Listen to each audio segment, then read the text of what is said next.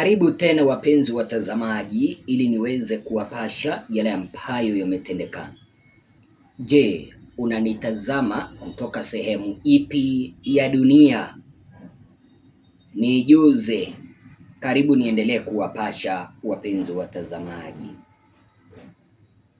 Kama wewe ni chawa wa Samia, fanya uchawa wako bila kukejeli raia wa Tanzania ambao bado hawajaweza kupona kutoka kwa makovu pamoja na vidonda ambavyo waliweza kuachiwa na muuaji Samia baada ya kuwaua ndugu zao, baada ya kuwatesa ndugu zao, baada ya kuendeleza udikteta Tanzania, baada ya kuiba kura.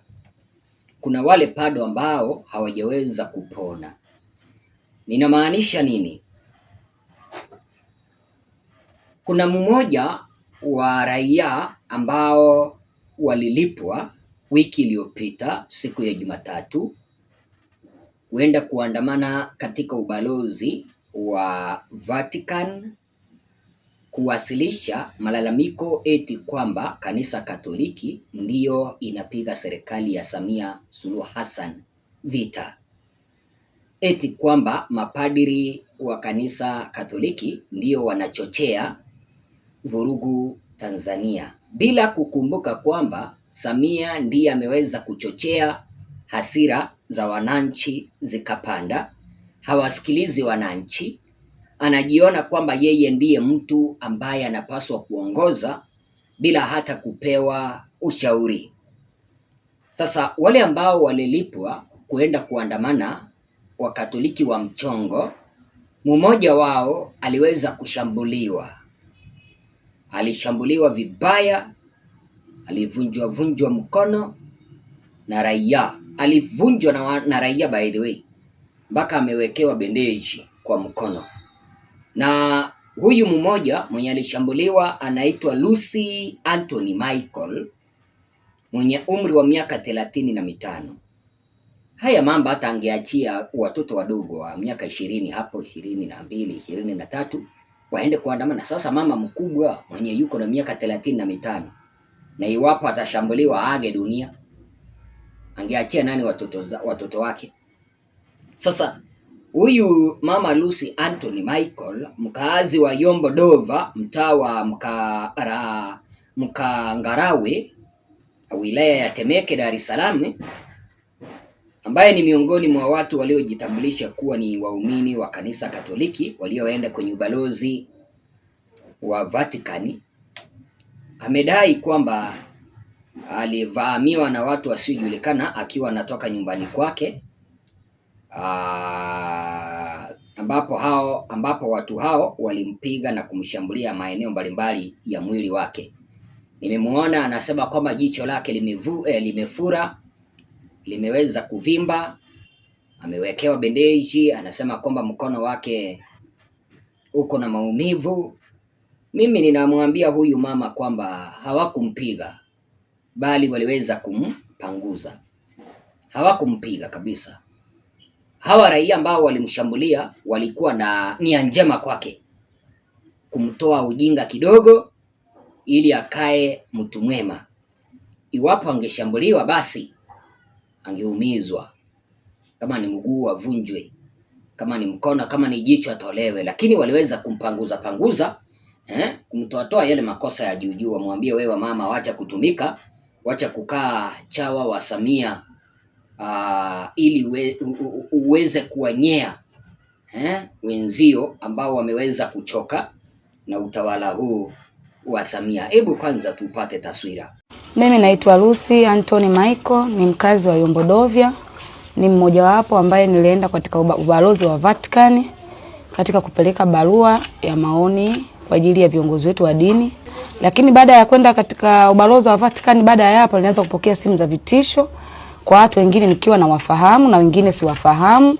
Namba zilikuwa nyingi zinapigwa. Baada ya hapo siku ya Jumatano tarehe 6, natoka nyumbani kwangu, nilivamiwa na watu 4 ambao siwafahamu na kunishambulia kama hivi mnavyoniona. Nimepigwa siku ya Jumatano muda wa saa 5. na asubuhi. Kipindi natoka naelekea kwenye shughuli zangu na watu ambao wasiojulikana na siwafahamu, kama hivi mnavyoniona kwenye mkono nimeumia, usoni kama hivi mnavyoniona, na baadhi ya sehemu mbalimbali za mwili wangu ambazo zinaletea maumivu mpaka hivi sasa. Jambo kubwa walichukua na kidai kwamba wanasema wewe unajifanya msemaji wa serikali, wewe unajifanya chawa wa serikali, wewe unajifanya serikali na kutumia kwenda ubalozi wa Vatican. Wewe una mamlaka gani kwenda ubalozi wa Vatican?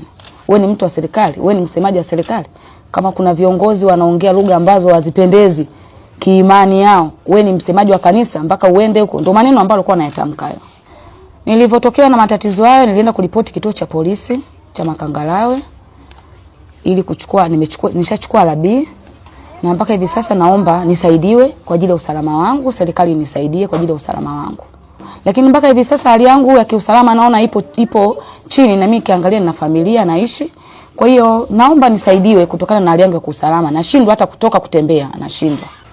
Kwa sasa hivi familia yangu inaishi kwa wakati mgumu sana, kwa sababu hata wenyewe naona kama wananilaumu kwa kile nilichokifanya, labda kwa sababu maisha wanayopitia na wao wanaogopa hata kutoka nje, wanaogopa hata kutembea mtaani, wanahisi na wao hivyo vitisho wanavyopewa mimi, wanahisi mama yao muda wote na saa yoyote naweza nikauawa kama watu walivyokuwa wanazungumza. Kilichomtokea huyu mama Lucy Anthony Michael, mimi ninakiunga mkono, na hakuna siku ambayo mimi nitapingana na raia. Kila ambacho raia waliweza kuamua kukifanya, iwapo ni cha ukweli, ninakiunga mkono. Na nawaambia raia wenzangu wa taifa tukufu la Tanzania, mkipata wajinga kama hawa, msiwaue.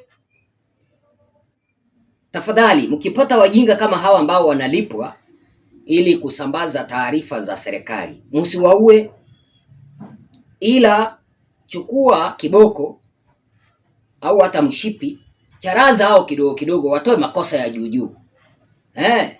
Watoe makosa, ndiposa kesho wajue kwamba msimamo ambao watachukua, kila mtu yuko na demokrasia yake ndio.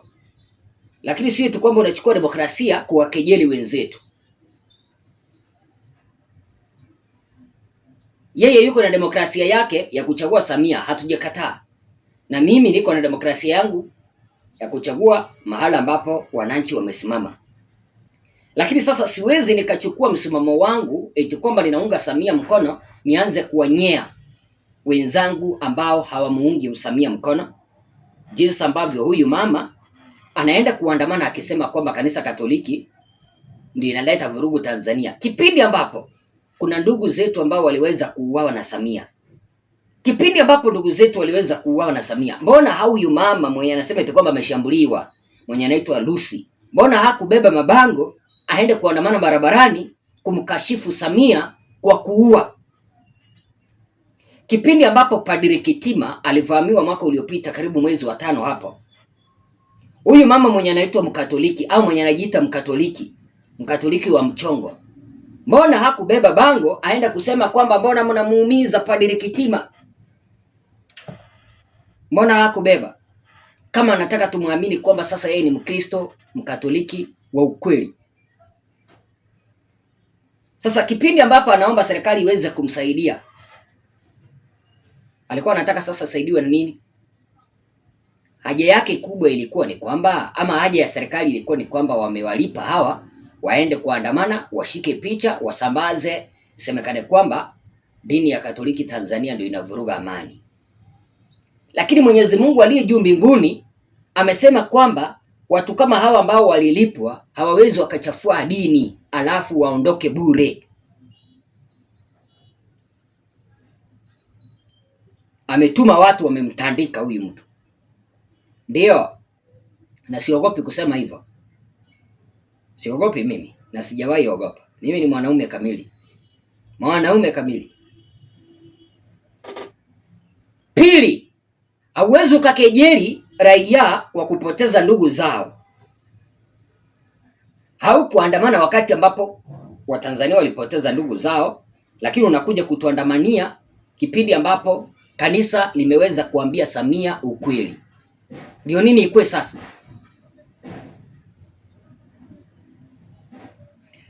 Kusema ukweli, baada ya huyu mama na wenzake kuandamana kwenye ubalozi wa Vatican wiki iliyopita, Watanzania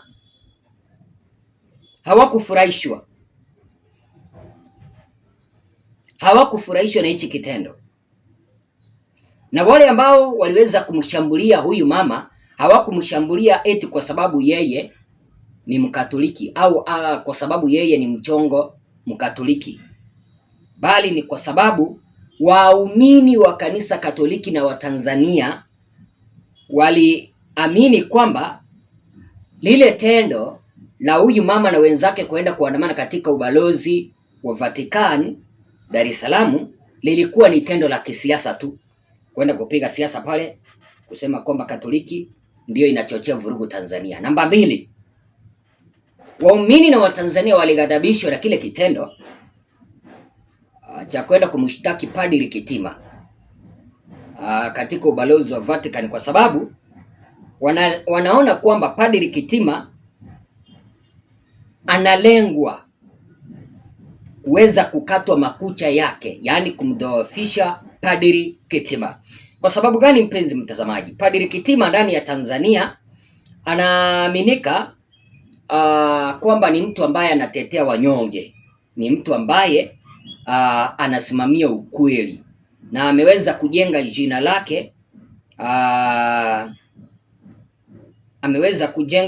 jina lake kama kiongozi wenye maadili anayesimamia wanyonge. Kwa hivyo kumshambulia kulionekana kama njia ya kumnyamazisha au kunyamazisha sauti huru ndani ya taasisi za dini. Kumshambulia Padri Kitima ilikuwa ni kama kuonekana kama kulikuwa na njama ya kunyamazisha sauti huru ndani ya taasisi za dini, na ndio maana wananchi wakakasirika, wakampea huyu mama dosi. Sijui kama unanielewa mpaka hapo. Kwa hivyo mkipata watu kama hawa kwenye kijiji wakijaribu kupaka tope dini, yani wakijaribu kupaka dini tope, wapee dozi kama hii ambayo huyu mama aliweza kupewa, kidogo tu, si ya kumuumiza sana, dozi kidogo tu ya kumpanguza hapa na pale, mahali ambapo atapata maumivu kidogo, ndiposa aweze kujua kwamba yale ambayo waliyafanya hayakukuwa mazuri. Mimi ni Bwana Ezra, asante sana kwa kunisikiliza.